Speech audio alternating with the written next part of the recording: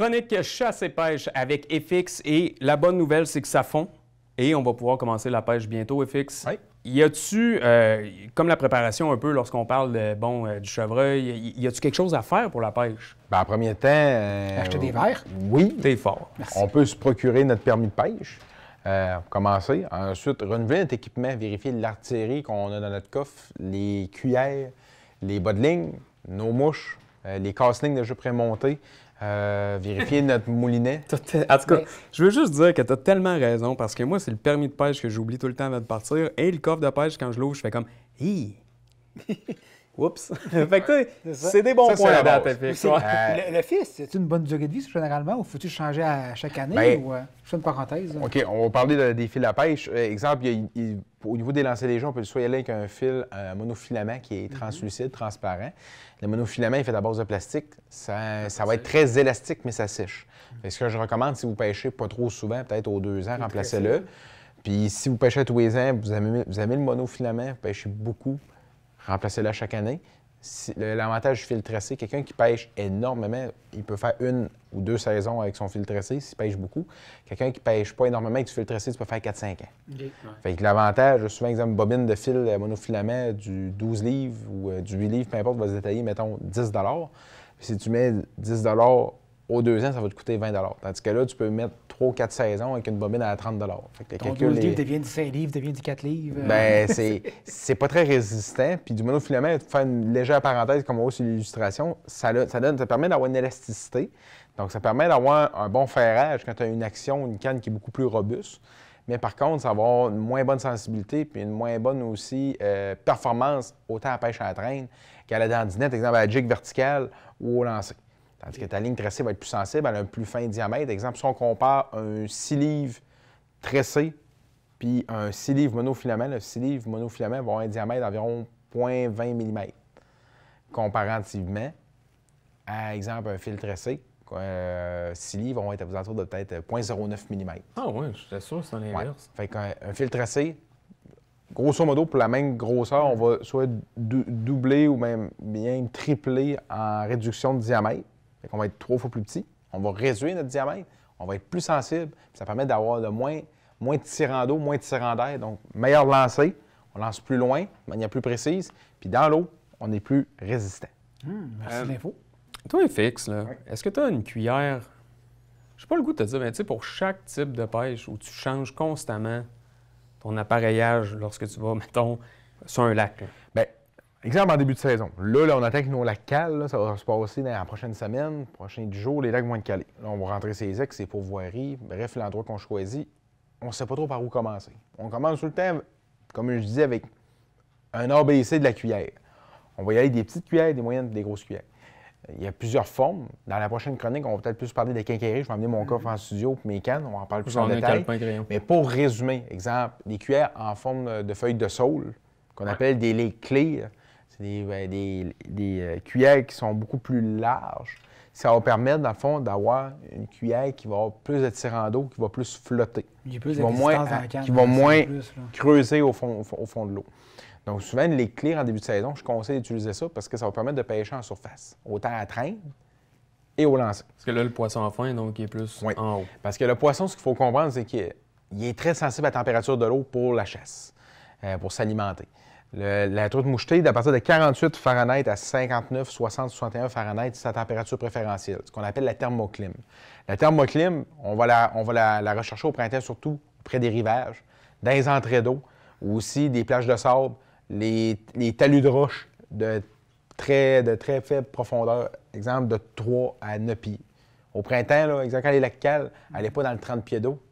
Commencez. Premier conseil, tu trouves où est-ce que c'est pas trop profond, où est-ce qu'il y a des arbres submergés qui peuvent héberger de la truite en dessous, des grosses roches, des belles structures qui peuvent aussi amener de la nourriture. Par la suite, tu vérifies où est-ce que ton vent pousse.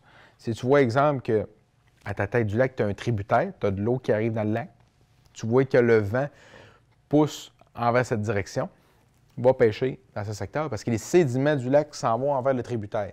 Si tu vois, exemple, que le vent est nord-sud, dans le fond, il est nord, il s'en va vers le sud, va à la décharge de ton lac. Fait que ça va être... dans le dos. Oui, il faut toujours pêcher où est-ce que le vent pousse. pour avoir le plus de probabilité de succès parce que le poisson est opportuniste puis il va profiter des vents pour avoir des sédiments pour essayer d'aller chercher de la nourriture au travers de ça. Écoute, c'est le volet que j'ignorais totalement. Ah oui. Tu sais, à la chasse, je comprends, là. Mais à la pêche, c'était comme c'est un facteur qui est juste tannant. Il n'y a pas de mouches ou il y a des mouches. Que ce soit au début de saison, milieu, fin de saison, le premier conseil que je donne à un pêcheur, c'est pas l'équipement, c'est le vent. Tu connais pas le plan d'eau, tu arrives sur un nouveau plan d'eau, qu'est-ce que je fais? Regarde, le vent pousse où? Si le vent pousse à côté du quai, je te dis pas de pêcher sur le quai, mais je te dis, pars vers le large, fais une passe de traîne envers la rive où est-ce que le vent frappe. Par la suite, essaie de cibler des structures proches d'où est-ce que le vent frappe. Si tu vois, exemple, une cabane à castor avec des corps morts dedans, des arbres submergés, un talus de roche, des îles sous-marines, des hauts fonds, va pêcher là. Si tu vois, exemple, des plantes de potamo puis de nénuphar au mois de juin, bien, c'est des endroits que tu vas cibler. En début de saison, c'est surtout ça qu'on va cibler. Des rivages préférentiels avec une faible profondeur. Moi, je ciblais souvent les affluents, les ruisseaux qui coulaient dans les lacs. Ça, est-ce que c'est un bon spot aussi? C'est un tributaire. C'est un tributaire, dans le fond, une aménagement d'eau, dans une entrée d'eau. Ça va être très pertinent. Ça va aussi amener une variance de température d'eau. Le petit ruisseau, là, qui est exemple, que lui, ça fait 1 mois qu'il est dégelé, là, mais il n'y a pas la même résistance à la lumière. Comparativement à un grand cours d'eau que lui, exemple, ça va prendre plus de temps à réchauffer. Le petit ruisseau, lui, va déjà être réchauffé. Fait qu'une variante de température peut amener des fois une source d'oxygénation puis une zone d'attrait pour le poisson. FX, est-ce que je peux te poser une question personnelle? Yes. Toi, FX, es-tu plus vers de terre ou pas synthétique? Je te dirais que je suis hybride. Ah ouais? Ouais. Fait que, ma question, c'est, on rit bien, mais tu crois vraiment à ça? Ça Absolument. fonctionne? J'ai travaillé 8 ans dans une boutique de chasse à pêche, puis je vous dirais que les résultats, ils ont fait preuve à maintes reprises. Le ver, pourquoi? Parce qu'un ver de terre, ce n'est pas naturel. Le poisson est piscivore. Un ver de terre, ça vit où? Dans la terre. Ça ne vit pas dans l'eau. Je le savais. Ça. Donc, on appelle ça un verre d'eau. Fait que oui, à certains moments, dans un dégât d'eau, un déluge ou quoi que ce soit, souvent les vers de terre, ils vont avoir une aménation, ils vont arriver dans l'eau. Ouais, mais c'est pas naturel. Quotidien, ça imite une larve, un asticot, c'est naturel. Oui, ça a une odeur, ça a un goût, mais c'est pas une nourriture naturelle pour la truite. Comparativement à des éphémères, des ailes granites, larves de libellule, du plancton, de la sangsue, des croquerelles, du criquet. Ça va être des insectes comme ça qui vont plus s'alimenter. Ou bien même des ménés, des petites truites. Parce que souvent, une truite de 2, 3 livres, 4 livres va devenir moins insectivore et plus piscivore, qui va s'alimenter de petits ménés. Mais, tu sais, quand je te parlais d'appât synthétique, tu sais, là, je sais pas le nom de ça, mais tu sais, c'est comme une petite pâte que tu peux faire, bon, une petite boule. Un trout nugget qui appelle, c'est comme une guimauve. Exact. Ça compte aussi dans ton... Ça compte, mais je n'utilise pas vraiment ça pour la truite indigène. La truite en ce moment, vous pouvez l'utiliser. Moi, la truite indigène, ce que je vais utiliser, c'est des imitations d'ailes granite, des imitations de larves de libellule. OK, fait que toi, tu vas vraiment dans quelque chose qui ressemble... On appelle ça sur l'hameçon, un peu comme un ver de terre, où on le place le plus naturel possible. Certains ont une odeur, trempent d'une odeur... l'ail, mettons. Ouais, d'ail ou organique. On appelle un bon pinch worm, ça. Un pinch crawler. Ah, c'est ça. Ça, c'est un produit qui a beaucoup d'odeur, une grande aménation qui va être plus une odeur terreuse, mais qui attire énormément. L'odeur d'ail fonctionne super bien. On peut aussi mettre des gelées d'odeur, exemple d'écrevisses, exemple sur notre cuillère, ou exemple, utiliser une imitation d'œuf de poisson. Parce qu'on sait que les poissons pondent un œuf pour la fraie. Souvent, mettre une imitation d'un œuf de couleur rose ou orangée va être très, très, très performant en période de frais en fin de saison. Et en début de saison aussi, ils sont très opportunistes. On peut utiliser aussi une imitation de sangsue. Concrètement... Puis t'as ça, imitation d'œuf? Oui. OK. Oui, puis ils ont même une petite odeur souvent que tu peux acheter en magasin. Ça fonctionne super bien. Puis moi, souvent, je dis aux gens, essayez-le.